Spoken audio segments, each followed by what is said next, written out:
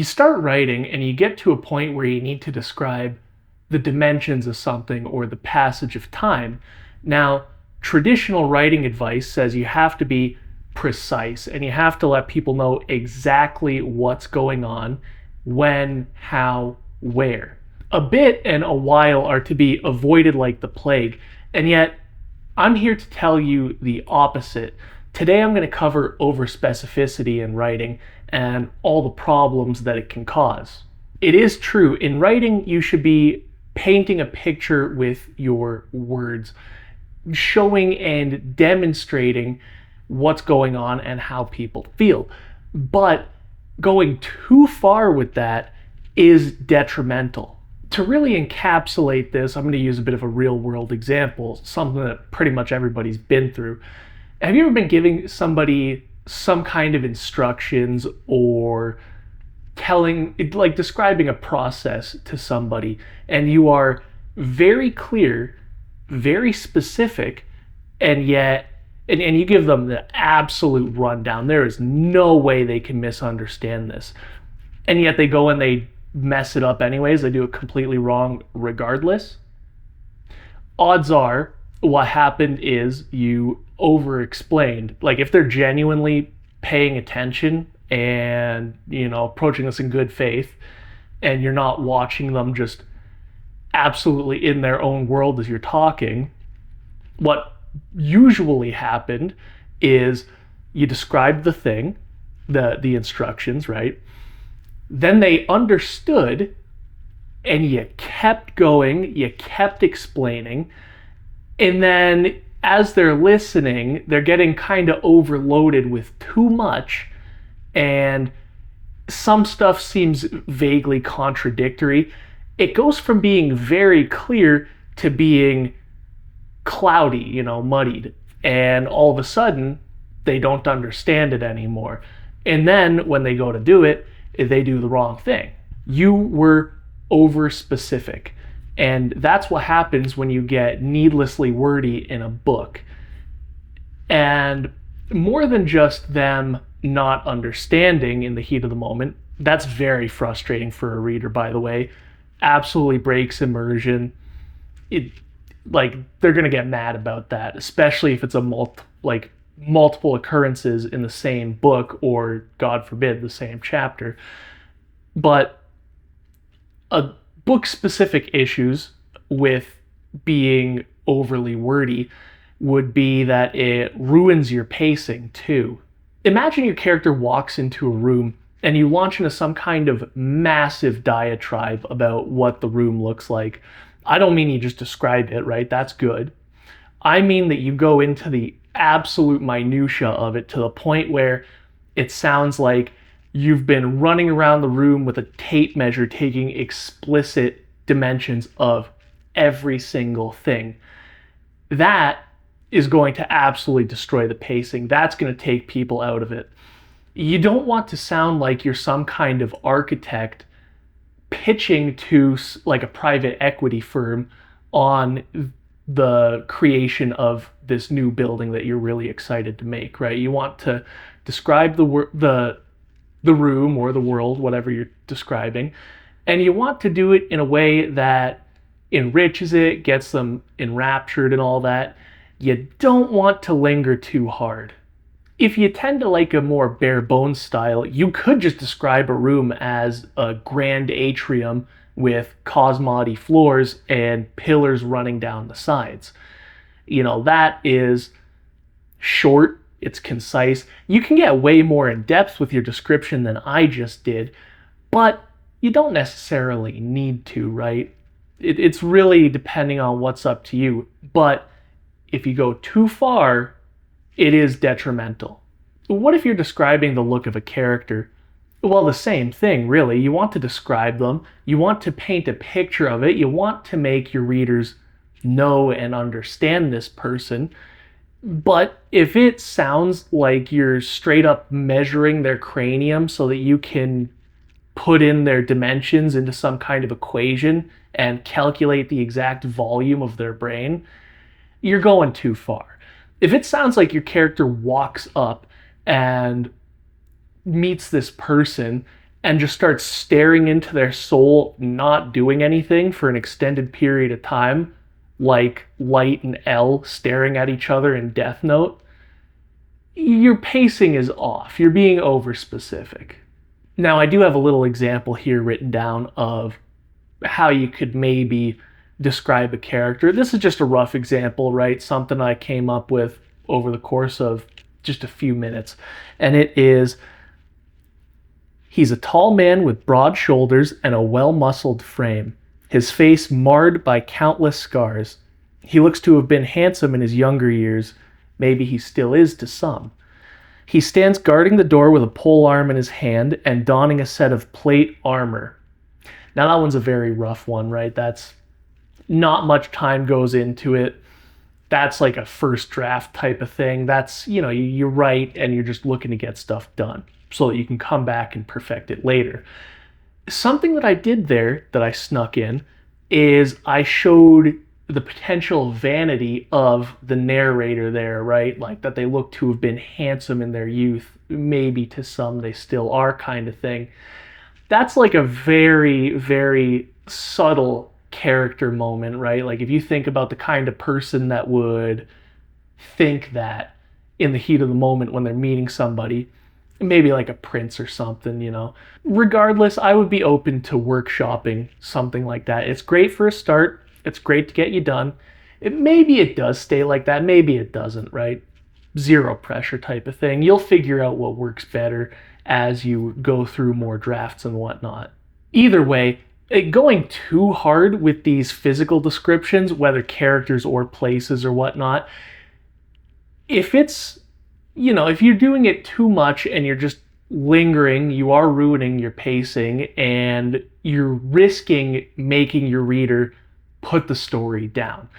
If you are describing something and your reader says to themselves, wow, how long is this description going to keep going for? It's a problem, especially if they say that like halfway through your description. Then it's a massive, massive problem. A third issue that can be caused by overspecificity is what happens if you're overspecific with the passage of time. Like I mentioned before, traditional writing advice says basically never use words like a while or a bit. But you're really, really starting to get into, you're drawing boundaries and you're getting more and more explicit with them the more you define the exact passage of time. May not be an issue, and sometimes you do want to be very specific and precise, but the more complex your book becomes, the more potential issues that it does present. You, depending on your situation, you'll want to have a little bit of slippage one way or the other. That keeps you less blatantly obvious and explicit with what timing issues arise, especially if you got two things that are supposed to be happening at once.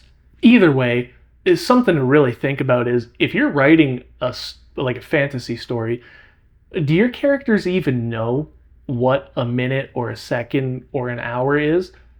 Historically speaking, it's reasonably likely that they do, but historically speaking, it's also reasonably likely that they don't. Either way, if you're writing about a day of travel and you keep saying stuff takes like X amount of hours, X amount of minutes, you're juggling so many things at once, and sometimes, you take breaks between writing, could be weeks or months before you come back.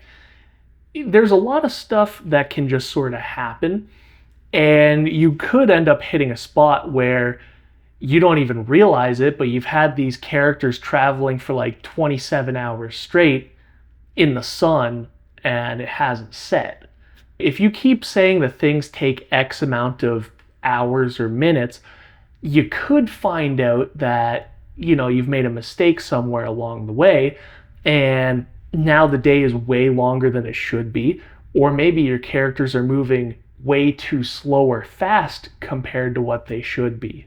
If you have two POV characters that are doing something at the same time, and it's supposed to be relatively in sync, being too explicit with the timing could cause issues for you.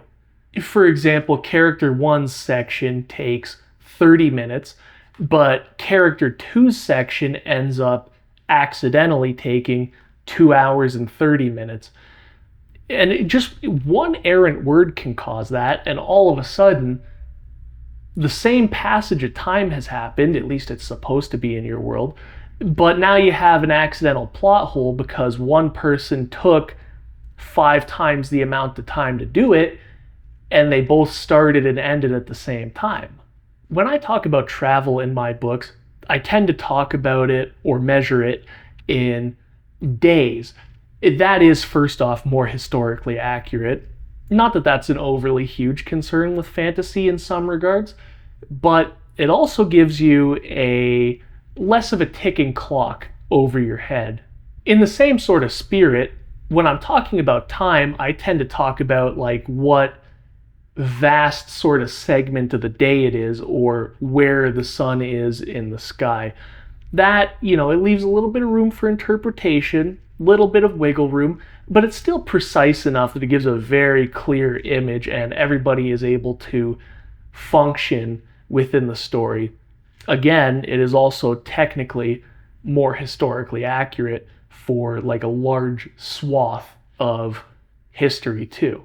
If your story takes place in the modern world, maybe your characters do have access to a phone and maybe they do know the exact time at any given second. But the thing is, you'll want to limit that or avoid that as much as you can, because the more detail you give beyond what's required, the more you're tying yourself up and opening up room for you to make mistakes, especially if this is like a first book and on average it takes somebody between 6 months and 2 years to write a first book. All of those specifics, they can be hard to remember.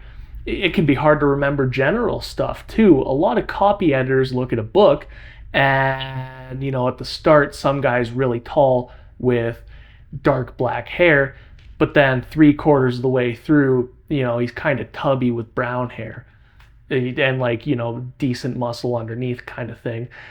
It's similar, but it's different enough that people are going to go, hold on, wait, when did this happen, right? And they'll notice it because they're reading it over the course of hours, days, weeks. If you're not careful and you're too specific with too many things, you're going to open up room for errors that you might not recognize.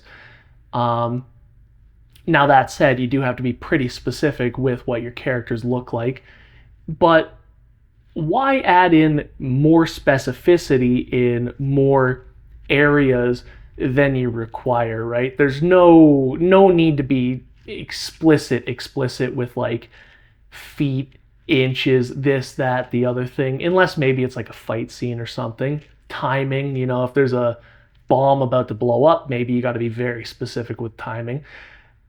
But if it's just hanging out and stuff, or like specific interactions, like you can say, even in the modern world, hey, we're going to have this meeting at 9, right? And then the meeting starts. You don't got to update people when it's like 9:05, 9:10, this, that, right? Just do what you need to with time and descriptions. If you leave a little bit of room up for interpretation, you end up preventing a lot of these kinds of issues. As with all things, you want to feel it out and play it by ear, see what works for you. You don't want to drone on and on and on because you feel obligated to. You don't need too many words, especially if you're really efficient with the words that you do use. As always, thanks for watching, and make sure to like and subscribe. If you have any questions, make sure to leave them down in the comments section below.